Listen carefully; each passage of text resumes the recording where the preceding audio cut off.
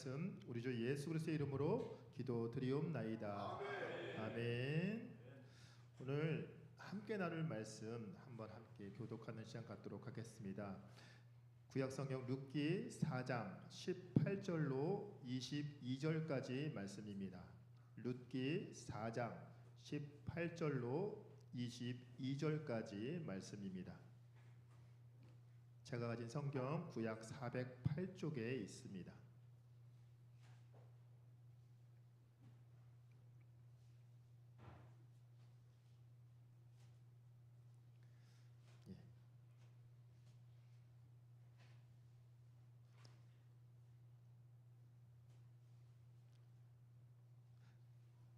다 찾으셨으면 한 절씩 교독하도록 하겠습니다. 혹시 성경이 없으신 분은 화면에 나오는 그 구절을 함께 읽어주시면 됩니다. 제가 먼저 읽겠습니다. 베레스의 계보는 이러하니라. 베레스는 헤스론을 낳고 암미나답은 나손을 낳았고 나손은 살몬을 낳았고 함께 읽겠습니다. 오벳은 이새를 낳고 이새는 다윗을 낳았더라. 아멘. 예, 어제 이어서 오늘도 여기 오신 모든 성도님들 환영하고 축복합니다. 눈이 갑자기 펑펑 내려서 걱정을 많이 했습니다. 오늘 사경회인데 참석을 많이 하셔야 될 텐데, 그런데 그 눈발을 뚫고 여기 오신 모든 성도님들 그 말씀의 은혜를 사모하는 마음을 하나님께서 귀히 여기실 줄 믿습니다. 오늘도 우리에게 또 귀한 하나님의 말씀을 전해주실 우리 교수님, 우리 어저께에 이어서 오늘도 김희석 교수님 모실 때 우리 박수로 환영하는 시간 갖도록 하겠습니다.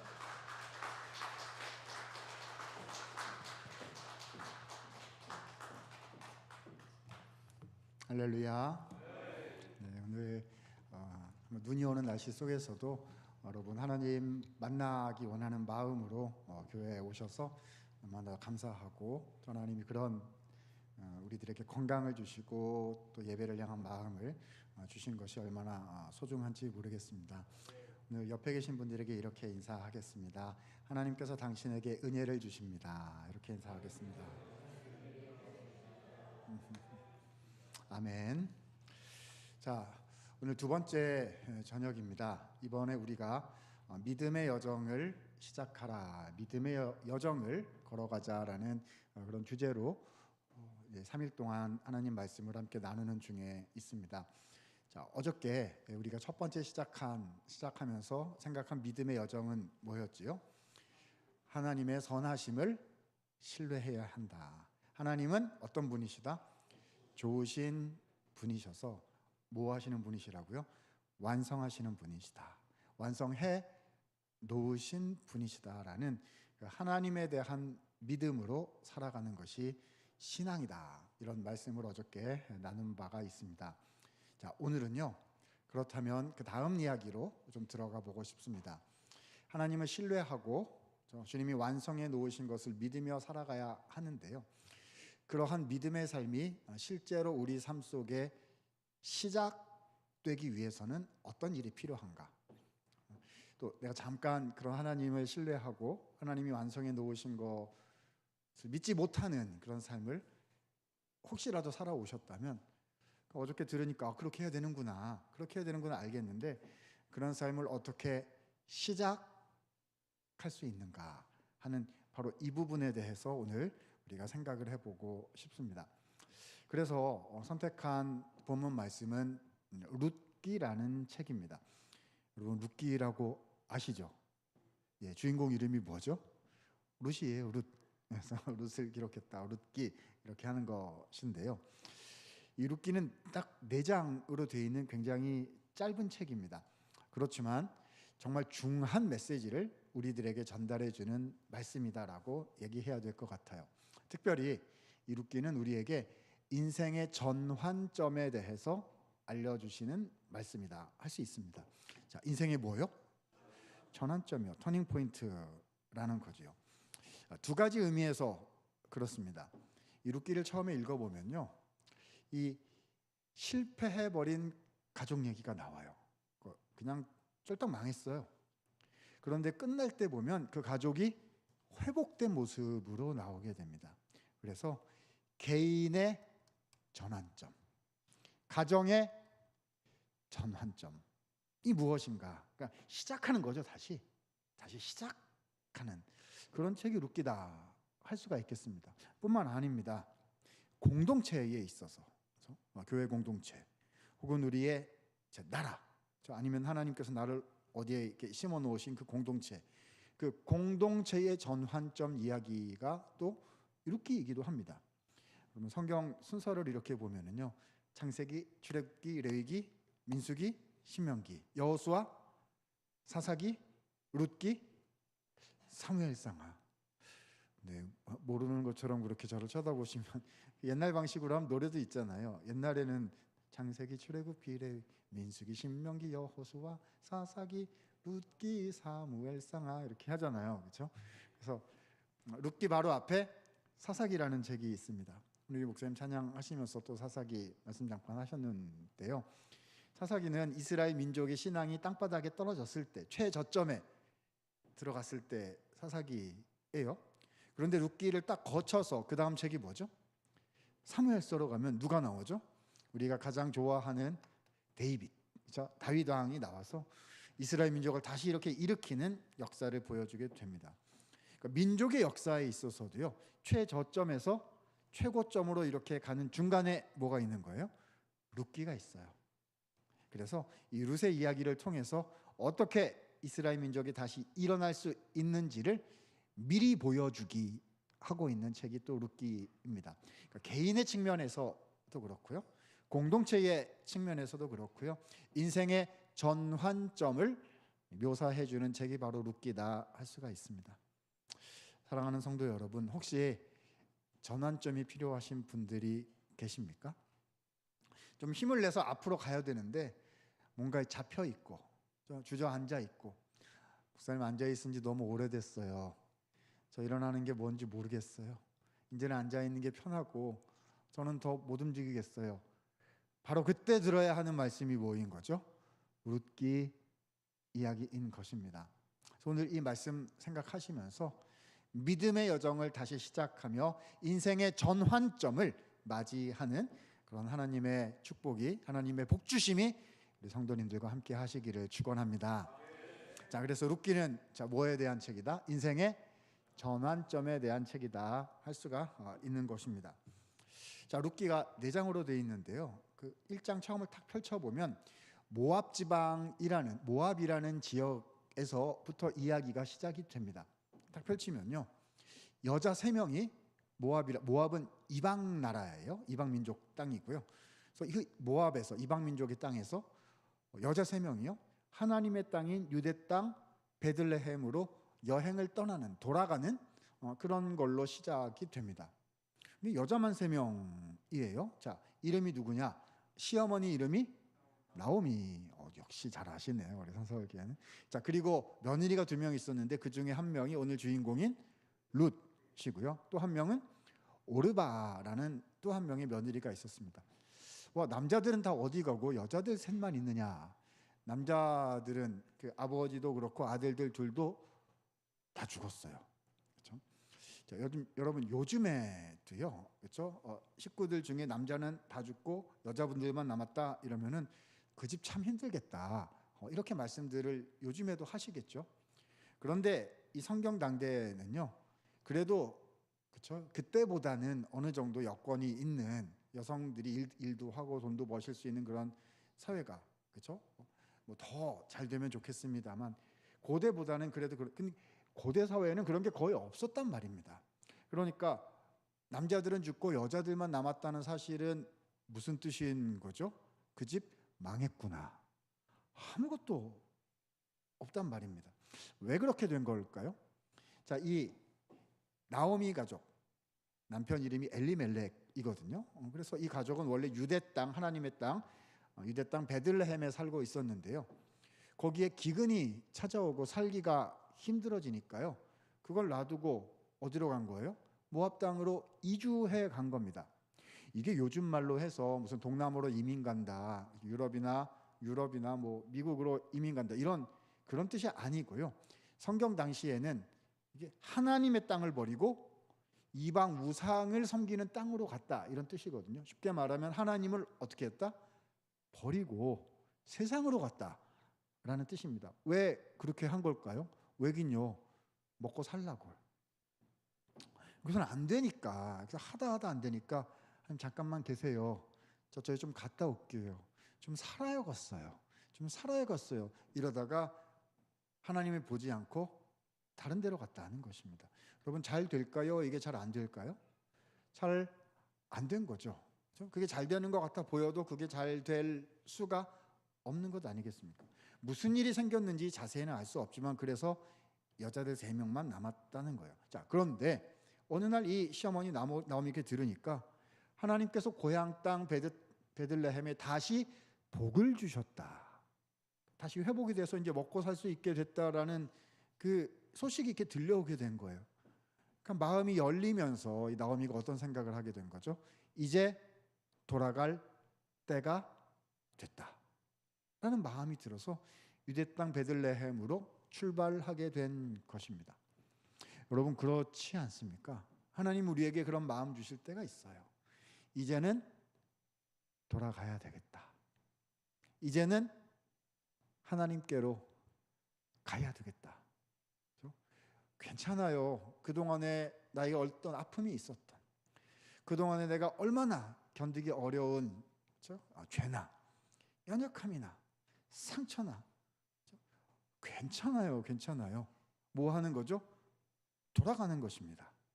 하나님께로 가야 되겠다라고 그 반보 한 걸음을 떼는 순간 거기서 생명의 역사, 거기서 회복의 역사가 시작이 되는 거죠.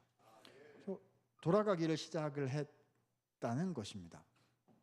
자, 여러분 이렇게 보시면서 룻기가 전체가 4장으로 돼 있는데 저 목사님이 오늘 1장 앞부분을 저렇게 오래 설명하다니 끝나기는 할 것인가, 이런 염려를 하실 수가 있을 텐데요. 끝날 거예요. 사실 이 룻기 4장이지만 참 풍성한 메시지가 있기 때문에 여러 종류의 참 많은 설교 말씀이 나올 수가 있을 겁니다. 다 할 수는 없고요. 그래서 오늘 저는 이 룻기 이야기 중에서 한 가지 측면에만 초점을 맞춰서 여러분께 말씀을 드려볼까 합니다. 그래서 룻기에 나오는 하나의 주제를 제가 선택해서 준비해 왔습니다. 자, 이겁니다. 한번 들어보세요. 오늘 룻기의 주제는 이겁니다. 이것이 인생의 여정에서 전환점이고 그리고 다시 시작하는 비결이다, 이런 말씀인 거거든요. 은혜를 베푸는 삶을 사십시오입니다. 자, 어떤 삶이요? 은혜를 베푸는 삶을 사십시오. 이게 룻기의 메시지입니다. 자, 여러분, 은혜라는 말을 많이 들어보셨잖아요. 교회에서 참 많이 쓰는 말이고 성경에도 많이 등장하는 표현입니다. 그런데 이 은혜라는 말이 굉장히 깊고 넓은 뜻을 가지고 있거든요. 그러면 오늘 룻기에 나오는 은혜라는 말은 무슨 뜻인가? 룻기에 나오는 은혜를 표현하면 이렇게 설명할 수 있어요. 자, 한번 들어보세요. 이런 겁니다. 룻기에 나오는 은혜는 이거예요. 베풀지 않아도 되는 데까지 더 베푸는 것. 뭐라고요? 베풀지 않아도 되는 데까지 더 베푸는 것을 은혜라고 말합니다. 그러니까 여기까지 하면 충분히 한 거예요. 하나님이 주신 율법의 말씀의 기준에 의해서, 아니면 우리가 생각하는 우리의 상식 뭐 이런 거에 여기까지 하면 진짜 많이, 다른 사람들 여기까지 하지도 않아요. 그렇죠? 근데 나는 진짜 다 한 거예요. 근데 그걸 넘어서서 더 하기로 하는 것. 그래서 뭐라고 부른다고요? 은혜다 부른다는 것입니다. 자, 여러분, 이 룻기에 이 하나님의 은혜가 가득 차 있습니다. 자, 다시 1장으로 돌아가 보도록 할게요. 자, 이 나오미가 있고 2명의 며느리가 있습니다. 이제 돌아가기로 해서 이제 출발해서 떠나는데요. 유대 땅 베들레헴으로 가면 거기에 아무것도 없어요. 나중에 나오겠지만 있던 땅도 다 팔아버렸고 그래서 먹고 살 길이 없어요. 그렇죠? 자, 그러면 이때 이 시어머니 나오미가 젊디 젊은 며느리 2명에게 해야 하는 바른 행동은 무엇일까요? 뭐라고 이 며느리들한테 이제 말해야 될까요? 애기들아, 같이 가서 같이 죽자. 이렇게 해야 될까요? 아니면 애기들아 너네는 그래도 가. 새 출발해야지. 어떻게든 니네 인생 살아서 행복해야지. 이렇게 해야 될까요? 대답이 없으신데요. 애기들아 니네 어디 가냐? 같이 가서 같이 죽어야지. 어디 가려고 그러냐? 이렇게 하셔야 되죠. 아니에요. 우리 여자분들이, 우리 여성도님들이 그냥 아니라고 그냥 분명히 얘기를 해주시는데요. 이 나오미는 며느리들에게 떠날 기회를 줬습니다. 자, 1장 8절인데요. 이 나오미의 말 속에 굉장히 중요한 하나님의 뜻이 다 포함이 되어 있습니다. 자, 룻기 1장 8절 말씀 같이 한번 읽어 보도록 하겠습니다. 읽습니다. 시작.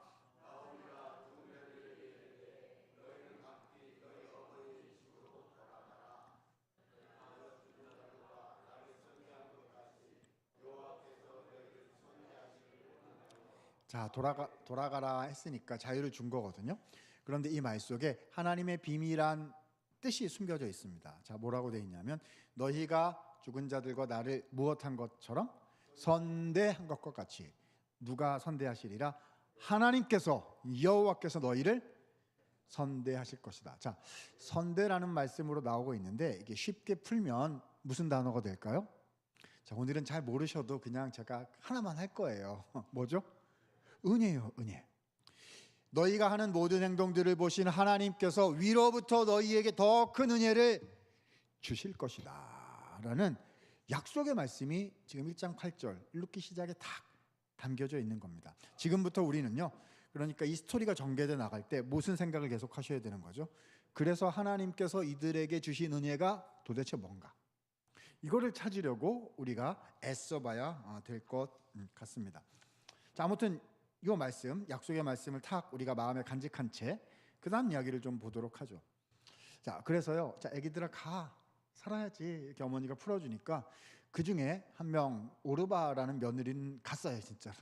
어머니 어떻게 가요? 어머니 저는 못 가겠어요. 그래도 가야지. 어쩔 수 없죠. 안녕히 계세요. 이러고 이제 갔단 말입니다. 가는 거예요. 그렇죠? 갈 수 있어요. 뭐 잘못한 거 아닐 겁니다. 합리적인 선택을 한 거죠. 그런데 이렇게 보면 바보 같은 사람들이 막 계산도 못하는, 그렇죠? 지 인생도 못 챙기는 사람들이 있어요. 여기 보면. 근데 와, 하나님이 그들에게 이런 막 기대가 되시지 않으세요? 이게 룻이 뭐라고 얘기를 했냐 하면은요, 이 인간적으로 계산 못하는 사람 같기도 합니다. 자, 1장 16절에 보니까 이 룻의 결정이 이렇게 나옵니다. 자, 중간에 볼게요. 어머니께서 가시는 곳에 나도 가고 어머니께서 머무시는 곳에서 나도 머물겠나이다. 어머니의 백성이 나의 백성이 되고 어머니의 하나님이 나의 하나님이 되실 것입니다. 자, 두 가지 내용입니다. 첫 번째, 어머니께서 가시는 곳에 나도 갑니다. 어머니께서 무슨 말이죠? 저 어머니 따라갈 거예요. 돌아가라 하지 마세요. 저 같이 갑니다. 같이 가겠다 한 거고요. 두 번째, 어머니의 하나님이 나의 하나님이 되실 것이다. 그러니까 지금부터는 이스라엘의 하나님 여호와를 신앙하겠습니다 라는 신앙 고백을 룻이 여기서 한 겁니다. 여러분 아직 아무 걱정이 안 되시죠? 나중에 룻이 되게 잘 됐다는 걸 미리 알고 계셔가지고요, 이거를 요즘 우리 젊은 친구들은 스포일러, 줄여서 뭐라고 부르죠? 스포라고 부르고, 결론을 알고 있으면 하나도 재미가 없다. 여러분 지금 별 반응이 하나도 없으신데요, 그러시면 안 되세요. 성경 말씀을 항상 처음 듣는 것처럼, 처음 읽는 것처럼, 내가 마치 그 결론을 아직 모르는 그 사건의 주인공이 돼서 거기에 있는 것처럼 성경 말씀을 들으셔야 됩니다. 그렇죠? 여러분 이게요, 룻이 어머니를 따라간다고 해서 잘 될 보장이 없어요. 이 한국말 속담으로 뭐라고 해야 될까요? 밑 빠진 독에 물 붓기일 겁니다. 아무리 해도 남는 게 없을 거예요. 자, 넓은 호수에다가 돌멩이 하나 이렇게 던진다고 퐁당한다고 뭐가 바뀌겠습니까? 그냥 찰랑찰랑 하다가 금방 없어지고 말 거예요.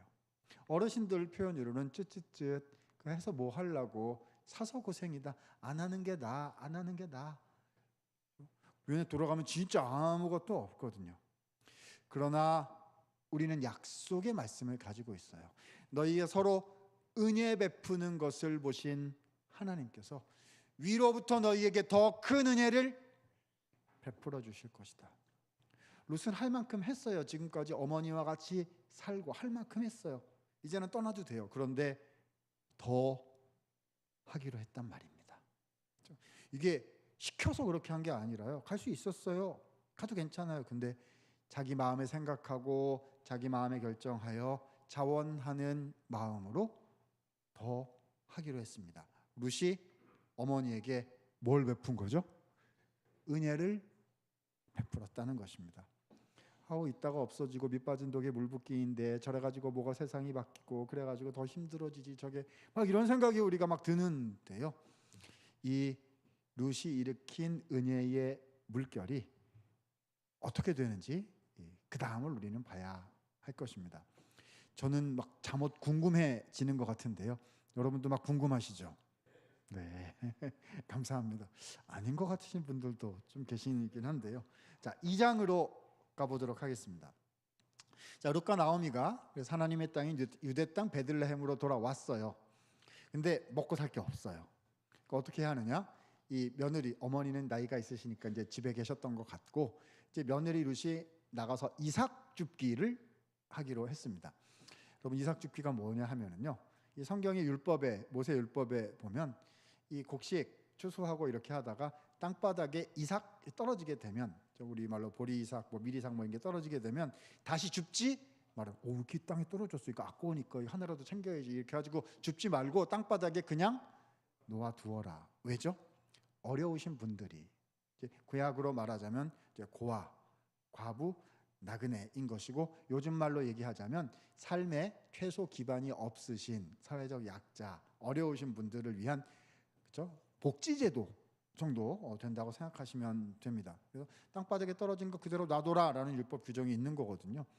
자, 그러니까 룻이 그걸 이제 주어서 끼니를 연명하려고 이삭 줍기를 하러 나간 겁니다. 그러니까 쫄딱 망한 거예요. 그렇죠? 최저층 빈민층이 되고 만 거지요. 그런데 하나님의 비밀하신 인도하심 속에요. 룻이 가서 이삭 줍기를 하러 가게 된 밭이 룻의 가까운 친척 중에 한 명인 보아스라는 남자가 소유한 밭이었습니다. 그래가지고 가서 이삭 줍기를 룻이 보아스의 밭에서 막 하고 있었단 말이에요. 자, 그런데 이 밭주인인 보아스가요, 좀 느지막하게 밭에 나오게 된 것 같아요. 그렇잖아요. 원래 사장님은 좀 늦게 나오셔도 아무도 뭐라고 못하잖아요. 그렇죠? 회장님 천천히 나오셨다고 뭐라고 하겠어요? 보아스 이렇게 딱 나왔어요. 이렇게 딱 보니까 와 이게 웬일입니까? 처음 보는 어떤 젊디 젊은 여인이 거기서 이삭 줍기를 하고 있는 거예요. 그래서 물었어요. 저 사람은 누구냐? 이렇게 물었더니 옆에서 일꾼이 막 설명을 합니다. 요즘 우리 대한민국 사회식으로 설명을 하자면요. 사장님 출근하셨는데 보니까 새로운 알바가 새로운 직원이 이렇게 막 열심히 일을 하고 있는 거예요. 저 친구는 누구냐? 자, 인사팀장이 와가지고 이제 파워포인트 띄워가지고 막 하면서 이력 설명하고 왜 이 친구가 일하게 된지 막 리포트하는 중입니다. 무슨 뜻이죠? 이 친구 계속 일하게 놔둘까요? 내일부터 쫓아낼까요? 결정하시옵소서. 뭐 이런 종류 상황이란 말입니다. 근데 이력을 들어보니 좋은 게 하나도 없어요. 하나님 땅에서 태어난 게 아니라 모압에서 왔대요. 이방 우상을 섬기 모압에서 왔고 남편은 없고, 그렇죠? 뭐 어떤 사람인지 알 길이 없어요. 그렇죠? 딱 쫓겨나기 딱 알맞은 그런 상황이었던 거죠. 근데 이게 웬일입니까? 보아스가요. 그래 이렇게 하더니 룻 이리 좀 오세요 그러더니 웬일입니까? 여러분 보아스는 룻보다 한참 나이가 많은 연배가 있으신 그런 남자분이었던 것 같아요. 나이 많은 밭주인 보아스가 젊디 젊은 처음 보는 여자인 룻에게 와 호의를 베풀기를 잘해주기 시작하는 거예요. 이렇게 불러다가 얘기를 합니다. 목마르시면 우리 남자 일꾼들이 떠다는 물이 여기 있으니까 염려 마시고 이 물을 마음껏 드시도록 하세요. 이렇게 호의를 베푸는 겁니다. 자, 우리 여성 성도님들 많이 계신데요. 한번 생각해 보세요. 젊디 젊은 여자분이 어디 가셨는데요. 그 동네 최고 권력자인 나이 많은 남자분이 갑자기 나한테 관심을 보여주면서 급 친절을 베풀기를 시작한다. 즐거우시겠어요? 걱정이 되시겠어요? 즐거우시다고요? 그렇게 사시면 안 되세요. 근데 도대체 무슨 생각인가를 알아보고 파악을 해야 거기서 내가 잘 살 수 있는 거거든요. 그러니까 이 룻이 물었습니다.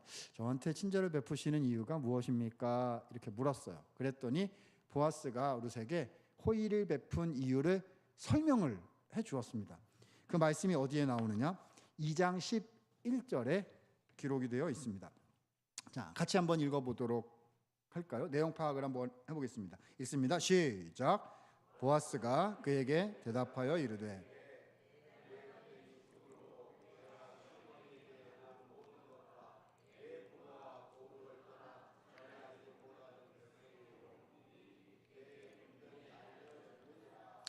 자, 이 말씀이요. 룻에게 왜 호의를 베풀었는지에 대한 대답입니다. 두 가지예요. 첫 번째, 그렇죠? 남편이 죽은 후로 시어머니에게 당신이 행한 모든 일을 제가 들었습니다. 자, 이게 뭐죠? 죽은 후로 시어머니한테 한 일이 뭐죠? 우와, 유대 땅 베들레헴까지 어머니 따라왔다면서요? 이거잖아요. 두 번째, 고국을 떠나 전에 알지 못하던 백성에게, 그러니까 무슨 말이죠? 당신이 이제 이스라엘 백성이 되기로 했다면서요? 이 말이잖아요. 이 말은 무슨 뜻이죠? 이제 이스라엘의 하나님을 믿기로 했다면서요? 이 말이거든요. 와, 이 얘기는 아까 1장 16절에서 룻이 어머니에게 했던 두 가지 이야기와 똑같습니다. 뭐였죠? 어머니 따라가겠습니다. 두 번째, 이제는 하나님을 믿겠습니다. 이거 두 가지였는데 그 두 개를 보아스가 들었다는 거예요. 그래서 보아스의 마음에 감동이 되어서 룻에게 친절을 베풀었다라는 말이 되는 거죠. 여러분, 이게 무슨 뜻일까요? 아까 우리는 룻이 시어머니에게 은혜를 베풀고 잘해드리는 것을 보면서 저렇게 해도 소용없어, 저거 잠깐 하다가 그냥 끝날 거야, 그냥 철렁철렁 첨벙첨벙 하다가 끝날 거야, 이렇게 생각했는데요. 근데 그게 아니었단 말이죠. 보세요. 룻이 베푼 그 작은 은혜의 물결이 끝날 줄 알았던 그 물결이요, 이렇게 하더니 저쪽으로 갔어요. 그러더니 저쪽에 가서 닿았어요. 누구에게 닿은 거죠? 보아스에게 닿았어요. 그러니까 그 다음에 이 보아스에게서부터 또 하나의 새로운 조금 더 큰 은혜의 물결이 일어나서 이쪽으로 돌아오기 시작했다는 것입니다.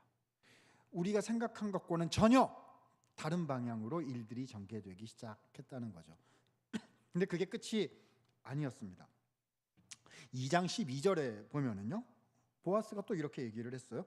여호와께서 내가 행한 일에 보답하시기를 원하며, 끝에 보니까 너에게 온전한 상 주시기를 원하노라, 이렇게 축복하는 말을 했습니다. 주님이 그렇게 귀한 일을 한 룻 당신에게 복 주실 줄 믿습니다, 이렇게 했단 말입니다. 근데 우리 같은 사람들은 되게 어떻게 하냐면, 훌륭하십니다, 주님이 복 주실 거예요, 주님이 주실 거니까 나는 아무것도 안 하고 가겠습니다, 안녕히 계세요, 이렇게 하는 경우가 이제 많을 것인데, 보아스는 그렇게 하지 않고 복 주실 줄 믿습니다 해놓고 그 복을 자기가 전달을 해요. 뭐를 했느냐, 이렇게 했습니다. 식사 시간이 되자 룻을 이렇게 불렀어요. 그리고 그 밭에서 주인 보아스가 함께하는 그 식탁 자리에 룻을 참여를 시켰습니다. 요즘 말로 얘기하면 뭐냐면, 새로 들어온 알바 직원, 새로 들어온 계약직 직원이 회장님하고 겸상했다면서 뭐 이렇게 되는 거거든요. 저 사람 보통 사람이 아니다, 이 집 패밀리인가 봐, 이렇게 되는 거거든요. 무슨 얘기냐면 그 밭의 일꾼 공동체에게 룻을 인정하는 모습을 보여준 것입니다. 잘 살아갈 수 있도록요. 은혜를 베풀고 있는 거죠. 그게 끝이 아니었습니다. 자, 식사 끝나고 일꾼들이 일하러 갔어요. 그러니까 자, 우리 지도자급, 요즘 말로 얘기하면 무슨 팀장 모임 뭐 이런 거 있잖아요. 그래서 불렀어요. 자, 지금부터 우리 사장님 밭주인 보아스의 특별 지시가, 그렇죠, 주요 직원들에게 하달되고 있는 장면이 나타납니다. 자, 지금까지는 땅바닥에 떨어진 거 다시 안 주워서, 요게 이제 성경 말씀 지키는 거예요. 떨어진 거 안 주워서 룻이 가져갈 수 있도록 하는 정도를 했으나 지금부터는 더 하기로 한다. 어떻게 하기로 했죠? 지금부터는 룻을 위해서 일부러 뽑아가지고 땅바닥에 버리도록 한다라는 사장님의 특별 지시 담화문이 발표가 된 거죠. 제가 그 밭의 일꾼이었으면 진짜 좋아했을 것 같아요. 그죠? 너무 좋아요. 앞으로는 저 힘들면 어떻게 하면 돼요? 버리면 돼, 이렇게 막 버리면요, 사장님이 기뻐해요. 그렇죠? 룻은 일석삼조예요. 나는 가벼워져서 좋고, 룻은 그거 가져가서 좋고, 사장님은 또 기뻐하셔서 좋고, 나의 인사 점수가 막 쌓여가지고요, 다음번에 승진할 거예요. 너무 잘 그렇죠. 얼마나 좋아요. 여러분 제가 음악을 잘 알진 못합니다만 뭐 그래서 그런 그 뮤지컬 노래 뭐 있다고 하잖아요. 히브리 노예들의 합창 뭐 이런 거 있다 하잖아요. 우리는 무슨 노래 만들 수 있죠? 보아스 밭 일꾼들의 합창 이렇게 해가지고 무슨 뮤지컬 음악 만들면 될 것 같아요. 그렇죠? 버리세 맘껏 버리세 하나님께 영광 보아스께 감사 막 이래가지고 다 버려요. 막 이게 물결이 가서요 끝날 줄 알았는데 가서 닿더니 예상하지 못한 더 큰 물결이 되어서 다시 오더라는 것입니다. 그렇죠? 전환점 역사가 싹 트고 있었던 거지요. 자, 3장으로 가보도록 하겠습니다. 진도는 나가는구나 이런 생각이 드시죠? 자, 3장으로 가보겠습니다. 이 모든 내용을 지켜보고 있었던 어르신이 한 분 계셨습니다. 누구시죠? 시어머니였던 나오미. 이 나오미가 보통 어르신이 아니셨던 거 아주 대단하신 분이세요. 이분이 이렇게 딱 보니까 이제 이 룻과 보아스 롯을 뭘 시켜야 되겠다?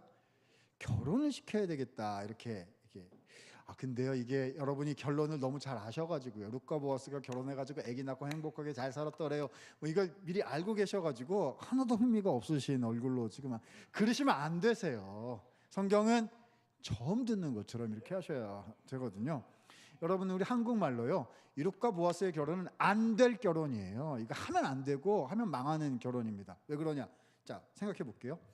이 룻 입장에서 보자면요 보아스가 나이가 많아 너무 많아 이래가지고 룻이 과연 보아스한테 나이 많은 이 남자한테 시집 가려고 할 것인지 알 수가 없어요. 이게 안 될 결혼입니다. 자 그럼 반대로 이 나이 많은 보아스 입장에서는 젊은 여인 룻이 자기한테 시집 온다 그러면 막 쌍수를 들고 환영하고 막 이랬을까요? 아닙니다. 보아스는 룻을 더 싫어할 만한 이유가 있었어요. 더 싫어하는 입장이었다는 겁니다. 자, 요 현상을 이해하시려면요 룻기에 자주 등장하는 하나의 개념을 우리가 파악할 필요가 있습니다. 보셔요. 룻이 보아스와 결혼한다는 것은 보아스가 룻과 나오미 가족한테 기업 물을 자가 되어주는 행위였습니다. 자, 뭐 하는 행위라고요? 기업을 물러주는, 기업 무르는 행위입니다.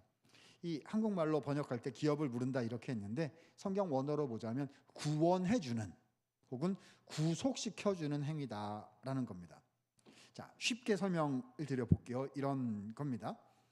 자, 룻기의 내용을 잘 구성해서 우리 성경학자들이 파악해서 정리한 내용이니까 그냥 어렵지 않아요. 한번 들어보셔요. 자, 보아스가 룻과 결혼해 준다는 것은요. 이 어떤 경우냐 하면 이런 거예요. 자, 친척 보아스 입장입니다.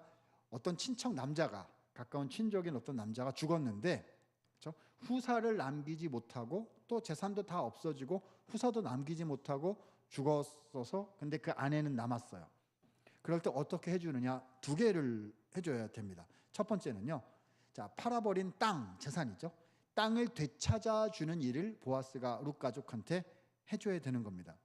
이거는 쉽게 말하면 돈 들어가는 일이다 이렇게 생각하시면 돼요. 그래 땅 되찾아주는데 땅 얼마예요? 얼마입니다. 그럼 내가 얼마 들여서 땅 이렇게 사가지고 다시 갖다 주면 1년에 소출이 얼마 나올 것이고 그러면 내가 이렇게 룻과 나오미 먹고 사느라고 또 어차피 손해는 날 거예요.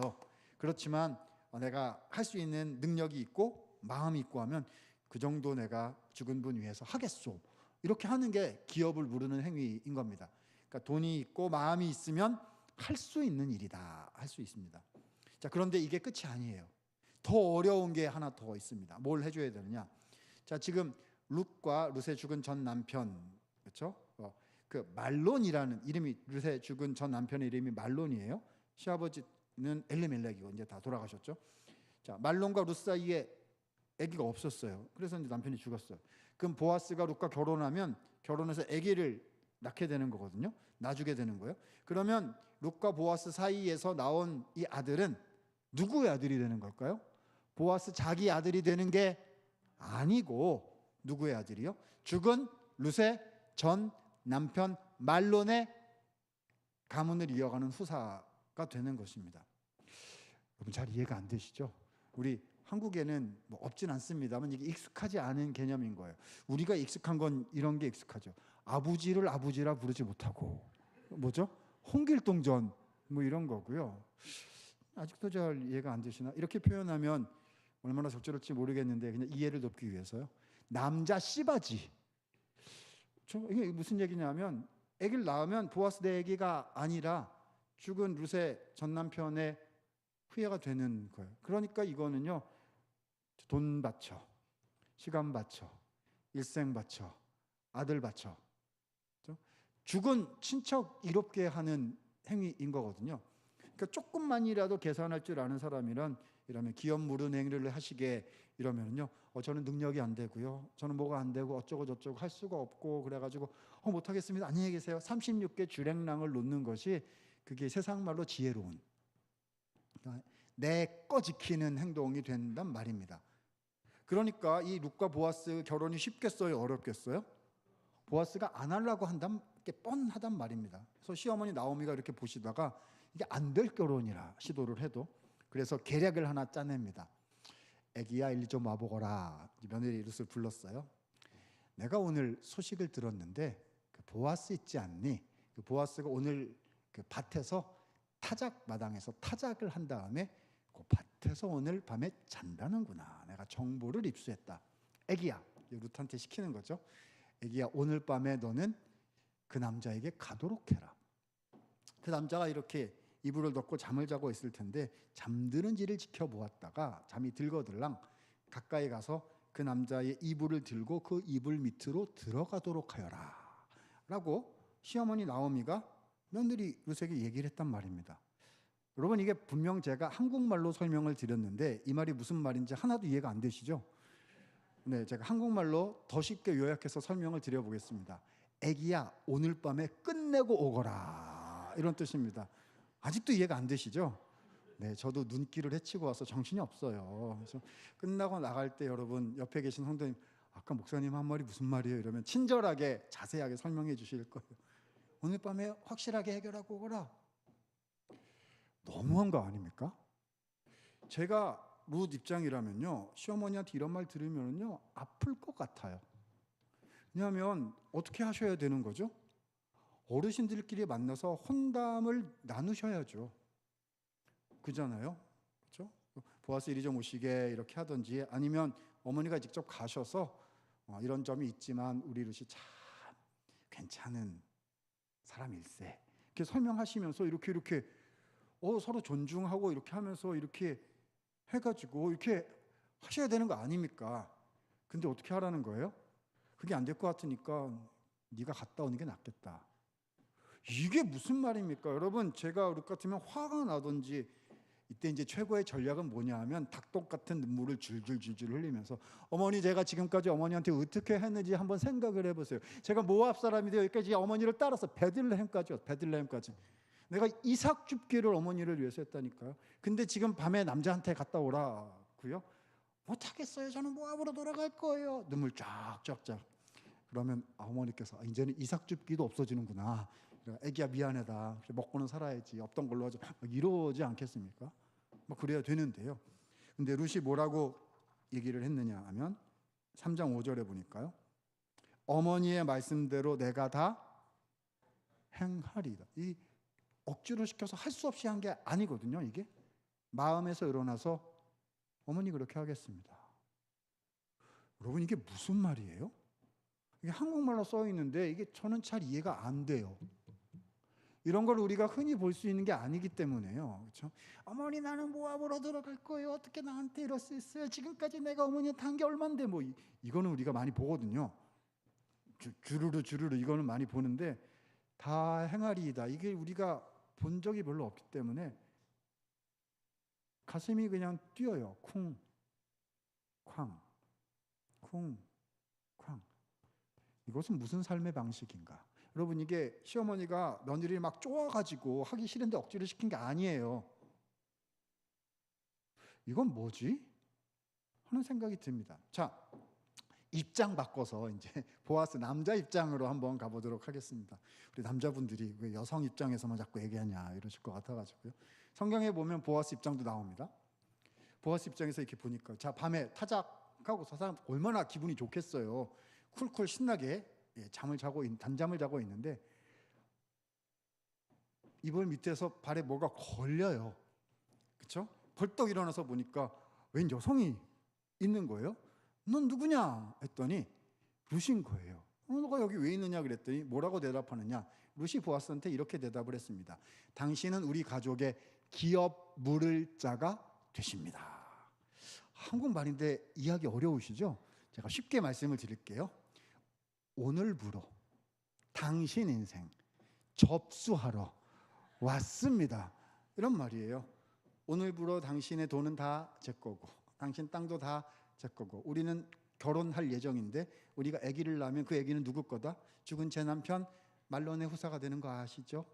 제가 그래서 오늘 왔습니다. 뭐 이런 말이거든요. 이 성경의 기준이 아닌 우리가 아는 그냥 세상의 방식으로 볼 때는 어떻게 생각하게 될까요? 이러니까 잘해주면 안 되는 거예요.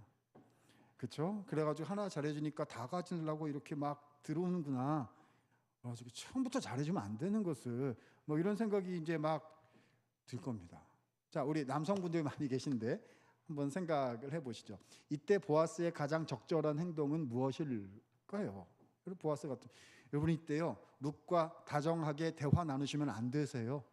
반갑다. 여자분하고 밤에 대화를 나누다니 차 한잔 하시겠어요? 이런 거 하면 안 되세요. 그렇죠? 손가락 하나 마주치거나 이렇게 부딪히면 안 됩니다. 뭘 해야 되죠? 소리를 질러야 돼요. 걔 누구 없느냐 이렇게 해가지고요.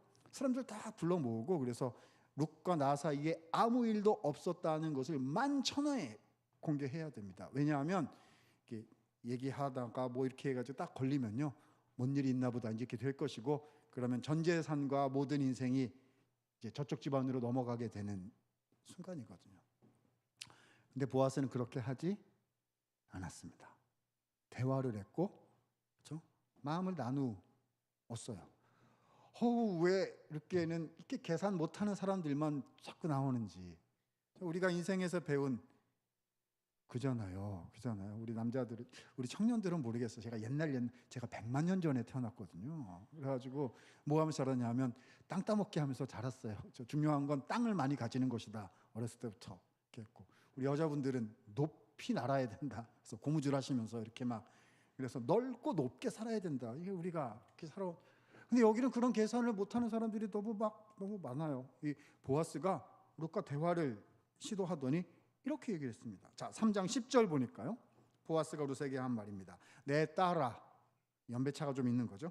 여호와께서 너에게 복 주시기를 원하노라. 내가 가난하건 부하건 젊은 자를 따르지 아니하였으니. 자, 보십시오. 룻, 내가 베푼 인애가 처음보다 나중이 더하도다. 여러분 여기 인애라는 단어가 나왔는데 쉽게 풀면 뭐가 될까요? 잘 모르셔도 오늘은 그냥 하나예요. 뭐죠? 은혜예요, 은혜. 룻이 나오미에게 은혜를 2번 베풀었다는 겁니다. 첫 번째 베푼 은혜는 뭘까요? 모압 땅에서 유대 땅 베들레헴까지 따로 아무것도 없는 남의 나라 땅에 남편도 없는데 정원이밖에 없고 가면은 죽을 듯 고생할 것밖에 없는데 따라왔다는 거. 은혜를 하지 않아도 되는 데까지 더한 거잖아요. 그게 첫 번째 베푼 은혜예요. 그런데 두 번째, 룻이 시어머니에게 베푼 두 번째 베푼 은혜가 있다는 거예요. 그게 뭐죠? 여성으로서 참으로 하기 어려운 행동인데 그 가족을 다시 회복시키고자 밤중에 나에게 와서 청을 하는 룻, 당신의 모습을 보니 이것은 당신 룻이 시어머니 나오미에게 2번째로 베푼 무엇이다? 은혜더라. 그 은혜가 참 큽니다. 그래서 이번에 2번째 당신이 어머니에게 베푼 그 은혜 때문에 제 마음이 감동이 됩니다. 그래서 대답하게 됩니다. 자, 11절 보니까요. 내가 말한 대로 다 행하리라 했습니다. 보아스가요. 여러분 이 말이 누가 누구에게 아까 했던 말이죠? 룻이 어머니에게 말씀대로 다 행하겠습니다. 바로 그 얘기를 이제는 누가 누구에게요? 보아스가 룻에게 해 주었다는 거예요. 1장에서 갔어요. 물결이 다 왔어요. 2장에서 다시 돌아왔어요. 근데 이번에 룻이 한 번 더 은혜를 베풀어서 물결이 더 크게 일어나고 있는 그 상황을 3장 말씀은 보여주는 것입니다. 4장으로 가보겠습니다. 저 사람이 진도는 나가는구나. 저는 항상 진도 나가고 기말고사도 봅니다. 여기서는 시험을 안 봐요. 제가 먼저 다 합니다. 자, 다음 날 아침이 됐습니다. 보아스가 이 모든 것을 실행에 옮기기로 해가지고요. 그래서 회의를 개최했습니다. 땅땅땅 하려고 법적인 유효성이 있는 회의를 개최한 거죠. 근데 이게 웬일입니까? 회의에 누가 오셨냐 하면요, 이 보아스보다 룻 가족에게 더 가까운 형님 한 분이 오신 거예요. 그러니까 이 기업 물을 자가 된다는 것은 의무가 아니라 자발적으로 하는 건데, 우선순위가 어떻게 되냐 하면 그 가족의 가까운 순서대로 우선순위가 있는 거예요. 그러니까 보아스는 1순위자가 아니라 2순위자였던 거고, 더 가까운 1순위자 형님이 계셨는데 난데없이 회의에 참석하러 나타나신 거예요. 근데 이분도 진짜 셈을 잘 못하시는 분이어가지고, 보아스는 셈 할 줄은 아는데 은혜를 베푼 것이고, 이 형님은 좀 느리신 분이셨던 것 같아요. 탁 들으시더니 땅 되찾아줘야 된다고? 그럼 내가 그거 하겠다. 덥석 문 거예요. 제가 보았으면 저 같은 거 어떻게 했냐면, 주님 제가 밤중에 횟가닥 해가지고 해주겠다고 약속을 했는데 저를 불쌍히 여기셔서 이 아침에 살 길을 허락해 주시는군요. 속으로 막 쾌재를 부르면서, 형님이 하시겠다고요? 형님이 하시죠. 저는 바빠서 이만 가겠습니다. 형님이 하셔. 그리고 저는 막 갔을 것 같아요. 근데 보아스는 어떻게 했냐면 이렇게 했습니다. 형님, 그렇게 인생을 사시면 어떡하죠? 이런 말은 성경에 없는데, 그렇죠? 행동의 방향이 그랬다는 거예요. 형님, 이리 좀 앉아보세요. 제가 설명을 해드릴게요. 지금 땅 얘기만 있는 게 아니라 룻이 있어요. 룻이. 그렇죠? 우리 말론이 남기고 간 아내 룻이 있는데 아세요? 모압에서, 그렇죠? 이방에서 온 이방 여자라니까요. 형님이 결혼해서 낳은 아기는 형님 아기가 되는 게 아니라 누구 아기? 죽은 말론 그 친구의 후사가 되는 거 알고 계십니까? 막 설명을 해준 거예요. 여러분, 이거 하라는 말입니까? 하지 말라는 말입니까? 하지 말라고 친절하게 가르쳐 준 거예요. 그제서야 알아들으신 1순위의 형님께서, 나는 재산에 손해가 있을까요? 하지 못하겠으니 자네가 하시게 하시더니 가셨습니다. 그러니까 보아스가 잘 됐다는 듯이 딱 일어나서 선포했습니다. 저는 오늘 룻과 결혼하여 죽은 우리 친척인 말론의 기업을 잇는 결혼을 하기로 선포합니다. 땅 그랬다는 거예요. 그래서요, 여러분, 이 룻과 보아스가 결혼을 했더래요. 그래서 행복하게 잘 살았더래요 입니다. 아기 낳고요. 그런데 여러분, 좋아요. 근데 우리는 한 가지를 더 생각하셔야 합니다. 뭐냐 하면 아까 1장 8절에 하나님께서 주셨던 약속의 말씀이 있어요. 뭐죠? 너희가 서로 은혜 베푸는 것을 보신 하나님께서 위로부터 너희에게 더 큰 은혜를 주실 것이다. 약속하셨잖아요. 자, 그러면 이 룻과 보아스에게 하나님이 위로부터 주신 은혜는 뭘까요? 물론 그렇죠? 좋은 남자 만나고 좋은 여자 만나서 유복하게 인생을 살았으면 그걸로 큰 복을 받은 거지요. 근데요, 맞긴 한데요, 주님은 그거보다 더 큰 은혜를 주셨어요. 왜냐? 은혜의 개념이, 정의가 뭐라고요? 베풀지 않아도 되는 데까지 더 베푸는 것. 하나님은 이 룻과 보아스에게 더 베풀어 주셨습니다. 자, 그러면 뭘 베풀어 주신 걸까요? 첫 번째, 룻에게 베풀어 주신 하나님의 은혜가 무엇이었는지 생각해 보도록 하겠습니다. 자, 4장 17절 한번 보실까요? 여기 보면 이 말씀에 이렇게 되어 있습니다. 자, 중간에 보니까 나오미에게 아들이 태어났다 하여 그의 이름을 오벳이라 하였는데, 그러니까 나오미에게 손주가 태어났단 말인 거예요. 룻과 보아스가 아기를 낳았단 말인 거거든요. 그 이름을 오벳이라 하였는데 그 오벳은 다윗의 아버지인 이새의 아버지였다. 이렇게 되는 거죠. 룻과 보아스 결혼했어요. 그래서 태어난 아기 이름이 오벳이었고, 오벳이 나중에 장성해서 아이를 낳았는데 그 이름이 이새였고요. 이새가 나중에 커서 또 아이를 낳았는데, 아들 많이 낳는데요, 그 중에 누가 있었다?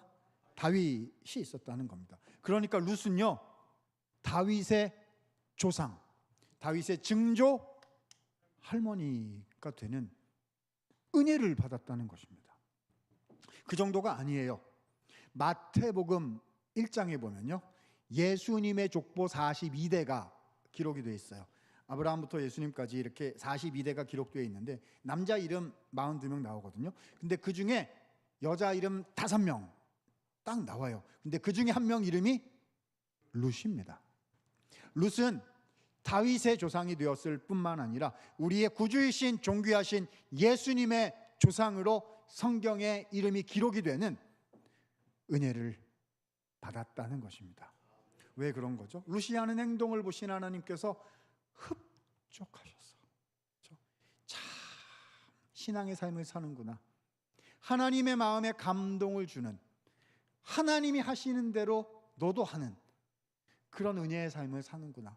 더 큰 은혜를 베풀리라 하셔서 다윗과 예수님의 조상이 되게 하셨다는 겁니다. 룻이에요, 룻. 자, 그러면 남은 사람, 자, 오늘 본문 스토리 통해서 제일 희생한 사람이 한 사람 있습니다. 누구죠? 보아스 아닙니까? 그렇죠? 아들이라 부르지 못하고 이런 거잖아요. 그럼 보아스에게 주신 하나님의 은혜는 무엇이었을까요? 룻 같은 여자 만나서 살았으면 복 받은 거지요. 근데 더 큰 은혜를 주셨다니까요. 자, 보아스가 받은 복이요, 오늘 본문 4장 18절부터 22절 족보에 나타나 있습니다. 족보 읽으시기 전에 자, 절 보시겠어요? 설명 들으시고 본문 보시면 다 아실 수가 있을 겁니다. 자, 룻과 보아스가 결혼하면은요, 누구의 후사가 된다고요? 보아스의 아들이 아니라 룻의 죽은 전 남편 말론의 아이가 된다는 겁니다. 그러니까 뭐라고 기록이 돼야 되냐면, 자, 나오미 남편 이름이 엘리멜렉이잖아요.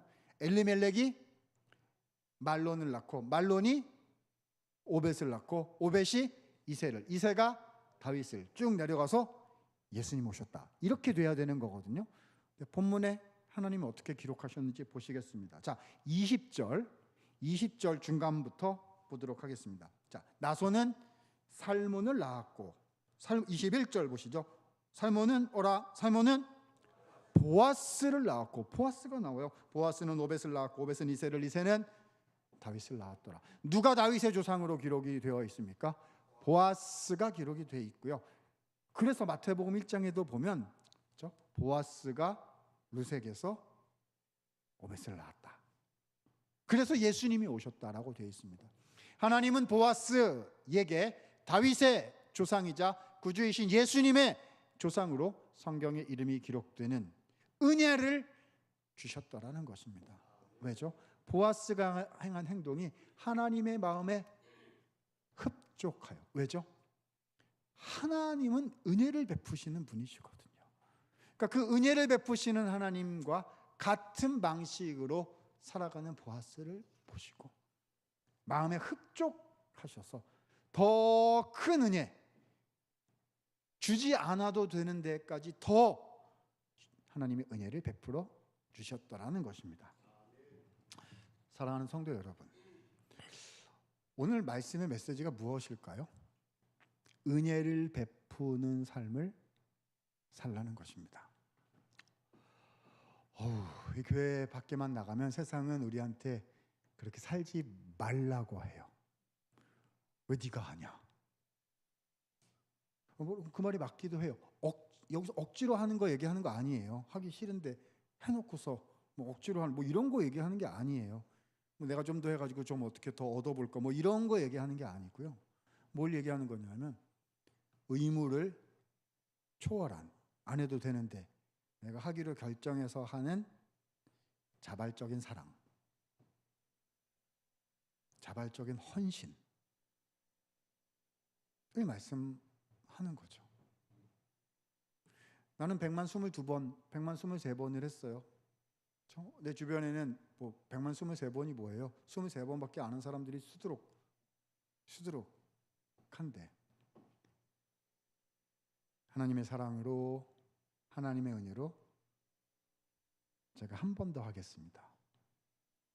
그거 해가지고 뭐가 되겠어요? 가다가 찰랑찰랑하다가 없어지고 말 거예요. 밑 빠진 독에 물 붓기이고, 이게 세상이 생각하는 우리의 계산법이죠. 일리가 있어요. 그것도 뭔지 알아야 돼요. 그런데 전환점은 그렇죠? 새로운 하나님의 역사가 시작되는 터지는 지점은 그건 아니었다는 거지요. 왜죠? 어제부터 계속하고 있는데요. 누구를 봐야 답이 나오죠? 하나님을 봐야 답이 나와요. 하나님은 우리가 행한 대로 갚으실 수 있는 의로우신 분이세요. 그런데 우리에게요, 어떻게 하셨냐면 베풀지 않아도 되는 데까지 은혜를 베푸셨어요. 그 독생성자 예수님을 우리를 위해서 다 내어주셨어요. 그 은혜를 받고도 우리는 또 변하지 않고, 우리는 또 넘어지고 세상의 방식에 익숙해서 지치고 쓰러지고 누워버리고 이제는 없어서 다시 시작할 수가 없어요. 주님 아시잖아요. 저 그냥 이렇게 하다가 여기서 끝날 수밖에 없다는 거 하나님 이해하시잖아요. 맞아요. 우리는 그렇죠. 우리는 가진 게 없고 우리는 다 빠져나갔고 우리는 할 수가 없어요. 근데 그때 하나님이 우리에게 은혜를 주신다는 거거든요. 내가 한 게 아니라 하나님이 주시는 은혜가 있는 거죠. 내가 십자가로 너를 사랑했다. 내가 말씀으로 너를 위로할 것이다. 내가 너에게 성령으로 충만케 하여 나의 능력으로 다시 시작하게 할 것이다.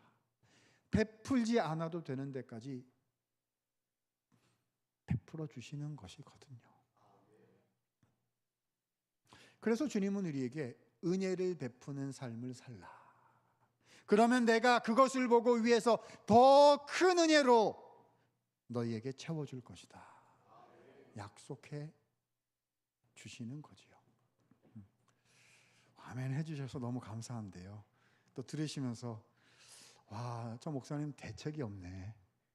계산 좀 하고 살라고 하지. 계산 좀 해도 된다고 하지. 뭐 베풀라고 하다가 나중에는 예수님처럼 살으라고 하네. 어떻게 그렇게 사나? 어떻게 그렇게 사나?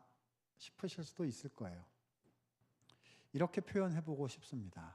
이렇게 표현해보고 싶어요.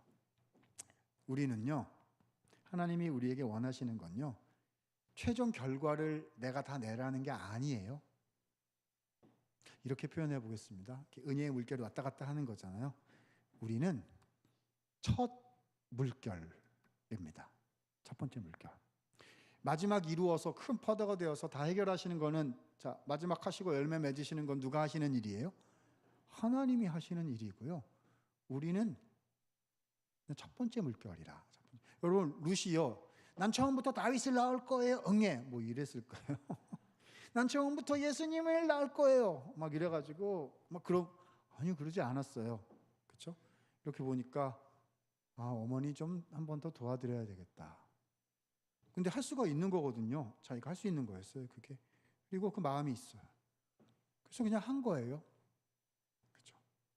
보아스도 마찬가지예요. 그렇죠? 뭐 나가서 어디 뭐 엄청 벌어다가 이렇게 한 게 아니라 내가 가진 것들 중에서 도울 수 있고 나눌 수 있는 거를 한 거죠. 무슨 인생인 거죠?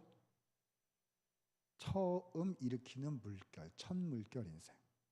그래서 내가 첫 물결을 할 수가 있어요. 그러면 작게 이렇게 하면 되는 거예요. 근데 이 첫 물결이 이렇게 막 저리 가요. 그렇죠? 이제 반대쪽 입장에서 보면 누가 이렇게 물결을 일으켜서 나한테 이렇게 막 와요. 그럼 우리는 어떻게 하죠? 저게 왜 나한테로 오는 거야? 저쪽으로 가야지. 그렇죠? 안녕히 지나가세요. 이렇게 하고 막 비킬 것 같은데, 근데 막 첫 물결이 오니까 어떻게 하는 거죠? 보아스는 우리는 어떻게 하는 거예요? 왔구나. 이야, 전환점의 시작을 일으켰네. 왔구나. 좀 보탤게요. 이렇게 나도. 서막하면 저쪽에서 나 또 왔어요.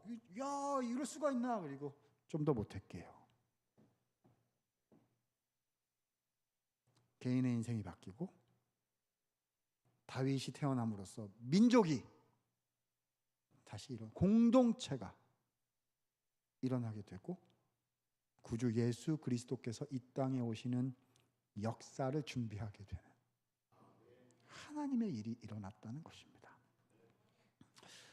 여러분, 오늘 이런 말씀을, 이렇게 첫 물결 인생 일으키 말씀을 들으면요, 저는 제가 신학교 교수가 되어서 지금까지 살아왔던, 제가 이제 14년, 15년 차네요. 저희 총신대학교 교수로 15년 차 살아왔던 그 생각이 이렇게 주마등처럼 지나가요. 제가 1년 차 교수가 처음에 딱 됐을 때 말입니다. 얼마나 행복했는지 몰라요. 얼마나 영광스러운지 몰라요. 대총신대학교. 저는 총신대 출신이라 신학교들이 많이 있지만 총신대학교밖에 몰라요. 그러니까 최고 좋은 학교고 제일 자랑스러운 학교고 말씀을 말씀대로 믿고 우리 교단의 목회자를 양성하고 이게 다거든요. 저 같은 사람한테는. 근데 모교 강단이 교수가 됐다. 그래가지고 진짜 이 세상 사람들의 말로 하늘을 찍고 우주로 나간 줄 알았어요. 와, 얼마나 자랑스러웠는지. 그래서 2년 차 넘어가는 그 해되던 송구영신 예배 때, 제가 학교 들어온 게 2011년이었고 2012년 송구영신 예배 때, 송구영신 예배가 또 중요하잖아요. 1년 시작하는 예배니까, 또 하나님의 1년 메시지가 나오고 뭐 이런 예배니까 제가 가서 막 기도를 했어요. 하나님, 저를 좀 도와주셔야겠습니다. 제가 후학을 양성하고 우리 학교를 일으켜야 되고 교회를 일으켜야 되니까 하나님 저에게 힘을 좀 주셔야 되겠습니다. 이렇게 기도를 했거든요. 나는 뭐라고 얘기하시냐면, 이놈아, 내가 너를 돕는 게 아니라 네가 나를 돕는 것이야. 너무 놀랐어요.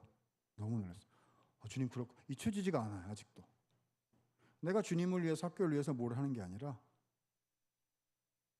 하나님이 하시는 건데 내가 그걸 돕는 거구나. 그러다가 몇 년이 시간이 훌쩍 지났습니다. 저는 룻기 이 말씀을 잊고 있었는데 그 다음에 부끄러운 이야기지만 저희 학교에 어려움이 좀 찾아왔었습니다. 2018년도쯤 어려움이 찾아왔었고요. 그때 혹시 기억나시는 분들이 있을지 모르겠는데 저희 학교에 학내 사태 분규가 있었습니다.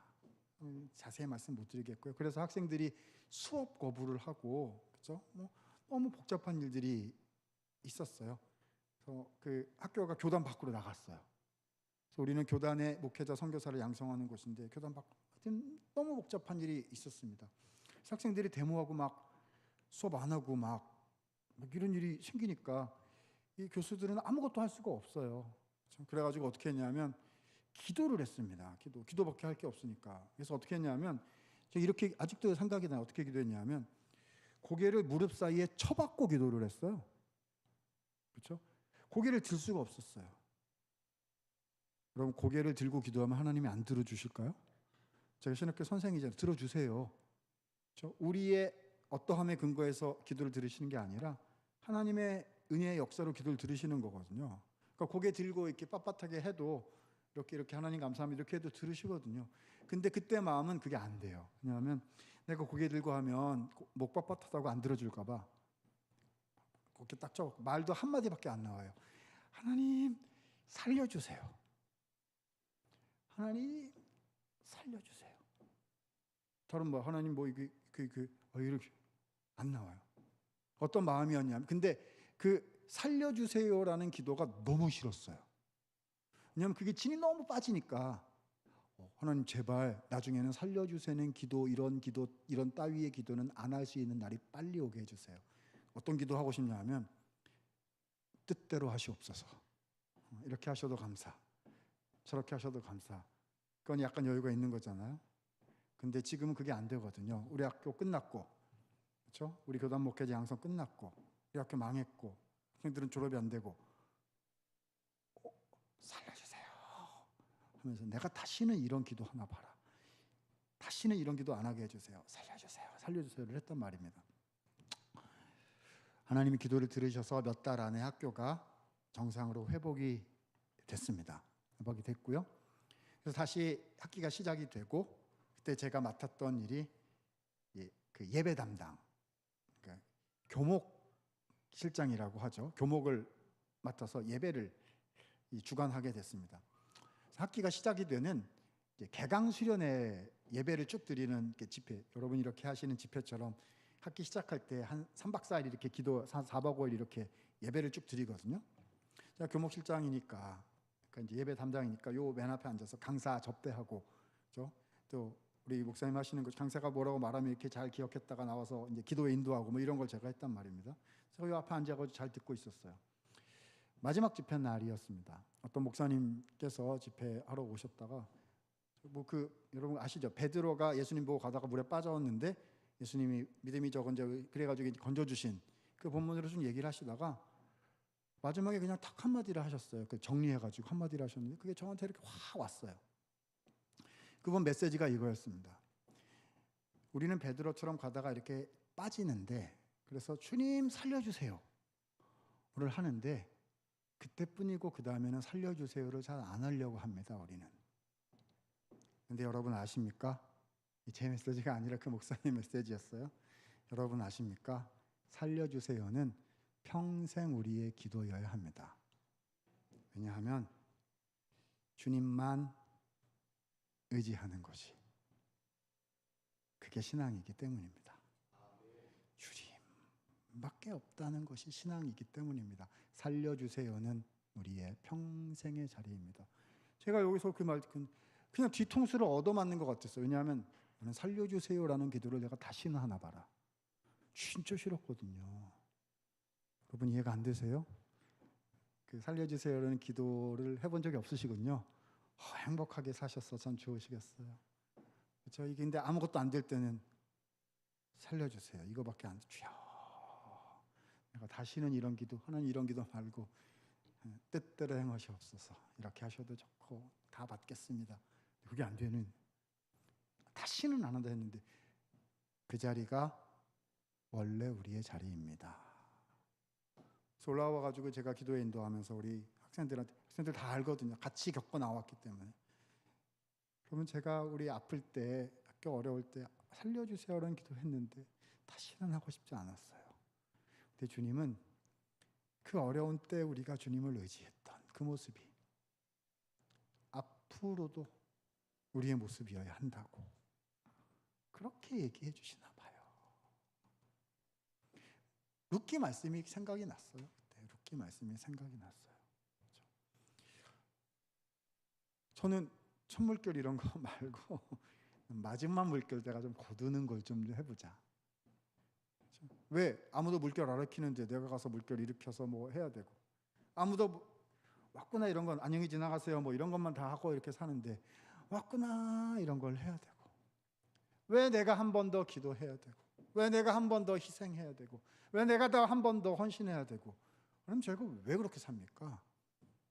그렇죠? 그냥 흘러가는 대로, 편리한 대로.